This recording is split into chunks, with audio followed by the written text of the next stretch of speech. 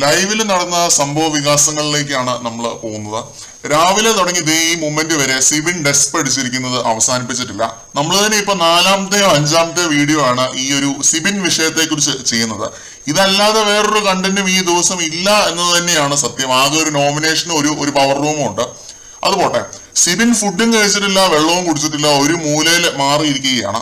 ഇതിനെക്കുറിച്ച് നേരത്തെ പറഞ്ഞതൊക്കെ എനിക്ക് ഇപ്പോഴും പറയാനുള്ളൂ. പോണം എന്ന് പറയാൻ പാകത്തിന് അയാളെ എത്തിച്ചത് ബിഗ് ബോസ് ആണ്. അതുകൊണ്ട് പോണം എന്ന് നിർബന്ധം പിടിച്ച് പറയുമ്പോൾ പുറത്തേക്ക് വിടുക, അത് സൊല്യൂഷൻ നമ്പർ 1. അല്ലെങ്കിൽ വീട്ടിൽ നിന്ന് മാറ്റി നിർത്തുക, സീക്രട്ട് റൂം, അത് സൊല്യൂഷൻ നമ്പർ 2.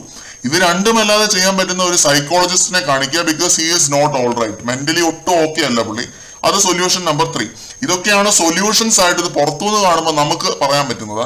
ഇത് കണ്ടുകൊണ്ടിരിക്കാൻ നമുക്ക് കിട്ടുന്ന ഒരു ബാഡ് എനർജി ഉണ്ട്. എന്താണ് ഇയാൾ ഇങ്ങനെ, ആ ഒരു ഫീലിംഗ്, പിന്നെ സഹതാപം ഒക്കെ ചില സമയത്ത് തോന്നുന്നുണ്ട്. ഇപ്പൊ ലൈവിൽ നടന്ന 1-2 കാര്യങ്ങളും കൂടി പറയാം. സിബിൻ മൈക്കൂരി എവിടെയോ വെച്ചിട്ട് ഗാർഡൻ ഏരിയയിൽ പോയി ജയിലിന്റെ അടുത്ത് ആ ഒരു ബീം ബാഗ് വിട്ട് അവിടെ ഇരിക്കുകയാണ്. പിന്നീട് ബിഗ് ബോസ് അനൗൺസ് ചെയ്തപ്പോൾ മൈക്ക് തപ്പിയെടുത്ത് ക്യാപ്റ്റൻ ശ്രീതു സിബിന് എത്തിച്ചു കൊടുക്കുന്നുണ്ട്. പിന്നെ CID രാംദാസിന്റെ ആ ഒരു അലാറം അടിക്കുന്ന നേരത്ത് പോലും സിബിൻ ലിവിംഗ് റൂമിൽ പോയി ഇരിക്കുന്നില്ല. വിളിക്കാൻ പോയ ശ്രീതുവിനോട് ദേഷ്യപ്പെട്ടു, ഞാൻ വരില്ല എന്നാണ് പറയുന്നത്.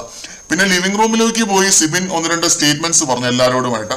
ഞാൻ ഇനി നിങ്ങളുടെ ഭാഗമല്ല, എന്നെ ഇനി ഒരു കാര്യത്തിനും കമ്പൽ ചെയ്യരുത്, ഞാൻ പഴയ ഒരു ട്രോമയിലേക്ക് പോയി, എനിക്കിനി തിരിച്ചു വരാൻ പറ്റില്ല, ഈ ലിവിംഗ് റൂമും ഈ വീടും എനിക്ക് ട്രോമയാണ്, എനിക്കിവിടെ നിൽക്കണ്ട, I am quitting the show എന്നാണ് സിബിൻ പറയുന്നത്.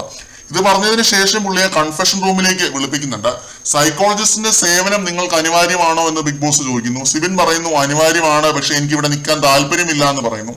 അപ്പൊ 1-2 പറഞ്ഞ് ബിഗ് ബോസ് ഒരു തീരുമാനം എടുക്കുന്നുണ്ട്. സമാധാനം കിട്ടുന്ന ഒരു സ്ഥലത്ത് ഏത് മൂലയിൽ വേണേലും നിങ്ങൾക്ക് പോയിരിക്കാം, ആരും നിങ്ങളെ ശല്യം ചെയ്യില്ല, ഈ നോമിനേഷനിലും ഒന്ന് നിങ്ങൾ പങ്കെടുക്കണ്ട എന്ന് പറയുന്നു സൈക്കോളജിസ്റ്റ് വരുന്നത് വരെ. ബിഗ് ബോസിന്റെ ആ ഒരു തീരുമാനം റെസ്പെക്ട് ചെയ്തതുകൊണ്ടായിരിക്കണം സിബിൻ പറയുന്നു, ആലോചിച്ചൊരു ശതമാനമെങ്കിലും എനിക്ക് തിരിച്ചു വരാൻ പറ്റുമെങ്കിൽ ഞാൻ ഉറപ്പായിട്ട് തിരിച്ചു വരും ബിഗ് ബോസ് എന്ന് പറയുന്നു. മ്യൂച്വലായിട്ട് 2 പേരുടെയും ഡിസ്കഷൻ പ്രകാരം സിബിൻ ഈ നോമിനേഷൻ പ്രക്രിയയിൽ പങ്കെടുക്കുന്നില്ല. ഇനി ഇത് എത്രത്തോളം ഫെയർ ആണെന്നൊക്കെ എൻ്റെ അടുത്ത് ചോദിച്ചു കഴിഞ്ഞാൽ ഫെയർ അല്ല എന്ന് തന്നെ ഞാൻ പറയത്തുള്ളൂ. ആ കാര്യത്തിലൊന്നും നമുക്ക് ഒരു പാർഷ്യാലിറ്റി ഇല്ല ആരോടും. സിബിനെ മാറ്റി നിർത്തുന്നത് തന്നെയായിരുന്നു എന്തുകൊണ്ടും ഇതിനേക്കാളും നല്ലത്. പൂർണ്ണമായി ഭേദമായതിനു ശേഷം തിരിച്ച് വിട്ടാലും മതിയായിരുന്നു.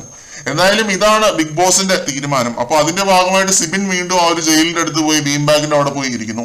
സിബിന് വിശ്രമം അനുവദിച്ചിരിക്കുകയാണ്, ആരും ശല്യം ചെയ്യരുത് എന്ന് ബിഗ് ബോസ് എല്ലാവരോടുമായിട്ട് അനൗൺസ് ചെയ്യുന്നുണ്ട്.